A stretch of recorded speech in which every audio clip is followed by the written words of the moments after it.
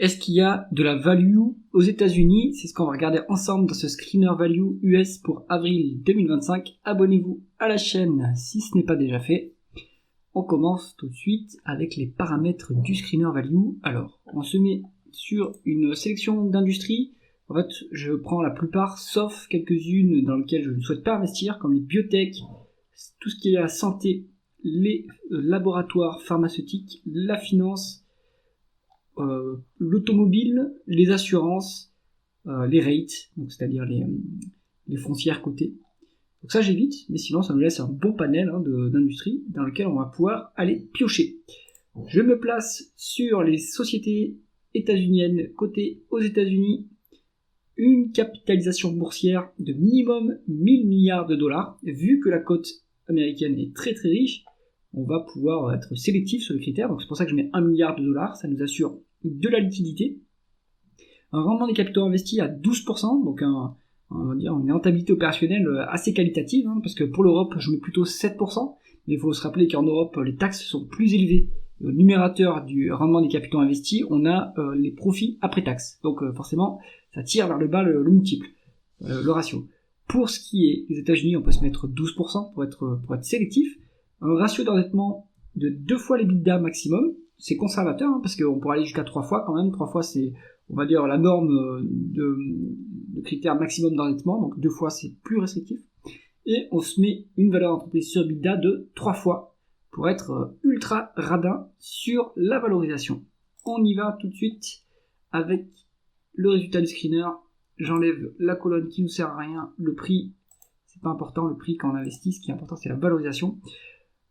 On passe en revue les colonnes de ce screener. Donc on a le symbole de cotation boursière de l'entreprise, le nom de l'entreprise, bon le pays je vous l'ai remis ici, mais c'est pas très important. Trading région également, c'est pas très important, on va l'enlever d'ailleurs. On enlève trading région, country, industrie. Alors industrie on va le garder. Justement l'industrie dans laquelle l'entreprise opère, la capitalisation boursière en dollars, la croissance du chiffre d'affaires en rythme annualisé sur 5 ans.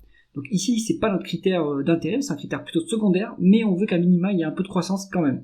Parce que c'est très dur pour une entreprise en décroissance de maintenir ses marges. 3 multiples de valorisation par rapport au flux, valeur d'entreprise sur EBITDA par rapport aux 12 derniers mois, price earning, donc ratio cours-bénéfice par rapport aux 12 derniers mois, ratio cours sur free cash flow par rapport aux 12 derniers mois, 2 multiples de valorisation par rapport aux capitaux propres, donc ratio cours sur capitaux propres, ratio cours sur capitaux propres tangibles, ou alors ratio cours sur actifs net et ratio cours sur actifs net tangibles. Rendement des capitaux investis, donc là on mesure plutôt la rentabilité opérationnelle. On pourra omettre le rendement des fonds propres, là ça s'applique plutôt aux financières, ça s'applique à toutes les sociétés, mais pour les sociétés plutôt industrielles, enfin plutôt non financières, on a une meilleure idée de la rentabilité de l'entreprise par rapport à ce ratio-là, par rapport au rendement des capitaux investis. L'endettement par rapport à l'EBITDA, donc la dette nette sur EBITDA, le rendement du dividende s'il y en a un, le rendement de l'actionnaire pour voir s'il y a de la dilution ou des rachats d'actions, les free cash flow par rapport au bénéfice net pour vérifier que le payout ratio est bien ce qu'il est. Je m'explique. Le payout ratio du dividende, bien sûr, se mesure par rapport au bénéfice net, mais le dividende se paye avec les free cash flow. Donc en réalité, le payout ratio devrait se calculer par rapport au free cash flow. On y va avec la première société de cette liste. On est sur APA Corporation. C'est une compagnie pétrolière américaine qui opère dans plusieurs pays. Donc, c'est du pétrole, évidemment. On est sur une société plutôt... alors, est-ce qu'ils sont dans l'amont pétrolier? Ils disent pas s'ils sont dans l'amont pétrolier, donc ils doivent être diversifiés donc, dans les différents segments pétroliers. Donc, vous allez voir, il y a beaucoup d'entreprises de l'énergie, en fait, il y a quasiment que ça. Capitalisation boursière, 5 milliards 900 millions. Donc, plutôt une mid-cap au sens américain. De la croissance, en rythme annualisé sur 5 ans, à 8,3%, ça c'est bien. Une valeur d'entreprise sur EBITDA qui est au rabais, 2,2 fois l'EBITDA.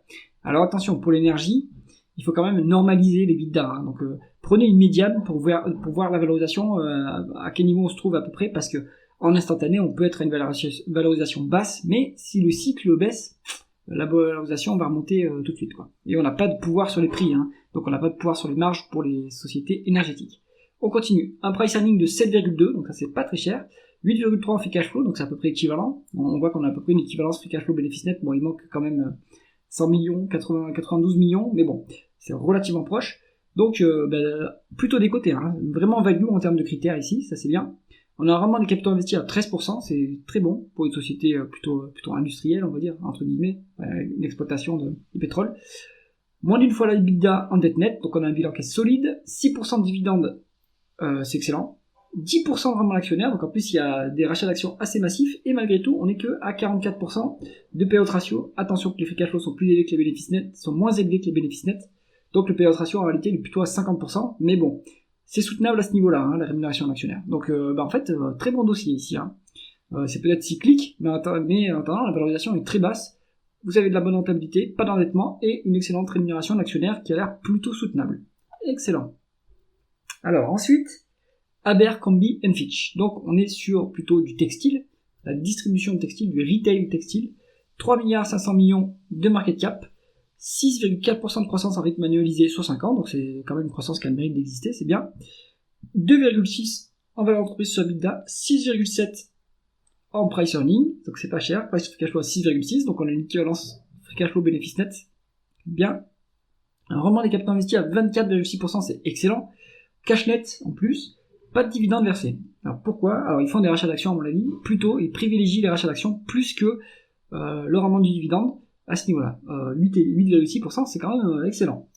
Donc Abercrombie & Fitch, c'est du textile, c'est du retail, hein, donc c'est cyclique, ça dépend de la mode. Je crois qu'Abercrombie avait eu quelques scandales parce que ils sont un peu particuliers leurs magasins, on va dire, pour rester un peu mesuré. Donc, mais en tout cas, ce qu'on voit quantitativement, c'est quand même pas mal, hein. Pas de dette, bonne rentabilité, multiples au rabais. Qu'est-ce qui explique cela pour pourtant une boîte qui avait quand même un peu la cote auparavant? Il faut creuser ce dossier. En tout cas, quantitativement, c'est intéressant.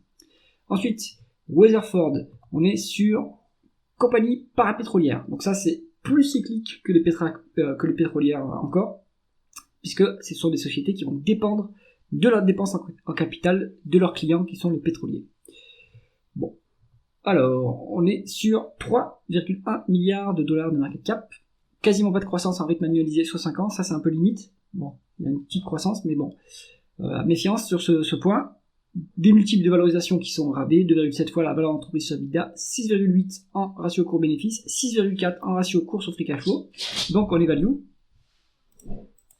Et pourtant, la qualité, la rentabilité est au rendez-vous, hein, 23,7% de rendement des capitaux investis, c'est excellent. Moins d'une fois les bidas en dette nette, donc le bilan est léger. 2,3% de rendement du dividende, ça c'est bien, mais 8% de rendement total de l'actionnaire, donc rachat d'actions assez massif. Sur Weatherford, c'est excellent. Free cash flow équivalent bénéfice net, donc le payout ratio est bien à ce niveau-là. Attends, je suis intrigué. Mais en même temps, ouais, on a quand même 4 fois plus, 8% de rendement de l'actionnaire. Donc en fait, le payout ratio, la majorité des bénéfices ou des free cash flow, c'est équivalent ici, vont dans les rachats d'actions. Les rachats d'actions, c'est plus malin que le dividende, hein, puisque d'une part, c'est fiscalement plus efficient, mais en plus, c'est discrétionnaire, les rachats d'actions. Donc, on s'engage pas à en verser régulièrement et en augmentation, alors que le dividende, c'est souvent le cas. Souvent, on a des sociétés qui disent on va monter structurellement le dividende pour être dividende king. Moi, je trouve que c'est pas une bonne idée. Il vaut mieux prendre des sociétés qui optimisent l'allocation du capital et qui rachètent des actions quand le cours est sous-valorisé. Ce qui semble être le cas ici, hein, vu les multiples. Donc, bon petit dossier également. SM Energy Company. On est sur... donc là plutôt une société dans l'exploration pétrolière, hein, gazière et pétrolière. On est sur 2,7 milliards de dollars de market cap, 11% de croissance du chiffre d'affaires en rythme annualisé sur 5 ans, ça c'est pas mal. Des multiples qui sont tout à fait doux, 2,3 fois en valeur d'entreprise sur EBITDA, 3,5 en ratio cours-bénéfice, free cash flow négatif. Attention, est-ce que c'est ponctuel? Est-ce que c'est structurel? Si c'est ponctuel, il n'y a pas de problème. Si c'est structurel, il vaut mieux se tenir à l'écart du dossier. Donc allez voir ça, allez creuser ce point-là. Mais, autre marge de sécurité, on a 40% de décote sur les actifs tangibles. Donc potentiellement intéressant. Hein. 12,7% de rendement des capitaux investis, bonne rentabilité au rendez-vous. Un peu de dette, 1,1 fois les bidas en dette nette. Bon, c'est pas très lourd non plus. 3,4% de rendement du dividende, 6,25% de rendement d'actionnaire, donc en plus il y a des rachats d'actions, excellent, mais tout ça c'est fait à crédit, puisque les free cash flow sont négatifs. Ça m'a l'air pas mal hein, comme dossier, faut vérifier les free cash flow, mais tout le reste c'est excellent. Northern Oil and Gas, pardon. Alors Northern Oil and Gas, on est sur pareil, sur de l'exploration pétrolière, Upstream Energy Asset Owner, donc c'est plutôt, de l'amont pétrolier. 2,4 milliards de market cap, une croissance énorme, hein. Mais je pense que ça c'est la croissance externe, hein, à vérifier. Donc on a 30% de croissance du chiffre d'affaires en rythme annualisé sur 5 ans. 3 fois la valeur d'entreprise sur EBITDA, ça c'est pas cher. 4,7 fois le ratio coût-bénéfice, c'est pas cher du tout. Free cash flow négatif, attention, est-ce que c'est ponctuel ou est-ce que c'est structurel? On est sur les actifs tangibles en termes de valorisation, donc il n'y a pas de marge de sécurité, mais on n'a pas de surcote non plus par rapport aux actifs tangibles, hein. Donc si ça baisse un petit peu, on aura une marge de sécurité supplémentaire. On est endetté à hauteur de 1,7 fois l'EBITDA en dette nette. Rendement du dividende à 7,45%, ça c'est copieux. 11% de rendement à l'actionnaire, donc il y a des rachats d'actions, mais tout ça c'est fait à crédit. Donc attention, c'est pareil que le dossier d'avant, vérifiez les free cash flow, sinon tout le reste ça m'a l'air excellent. Alors dans cette liste, moi je pense qu'on peut tout garder et on peut tout aller analyser. Les deux dossiers qui ont des free cash flow négatifs, il faut clarifier, mais sinon tout le reste, sinon globalement c'est tout excellent. En fait, il y a de la value aux États-Unis. Maintenant c'est sur un secteur, hein, c'est sur l'oil and gas, mais pourquoi pas, hein, ça mérite d'avoir quantitativement des métriques intéressantes. Donc allez faire vos recherches de votre côté si cette liste vous a intéressé. Et si cette vidéo également vous a intéressé, mettez un pouce vers le haut et moi je vous dis à la prochaine.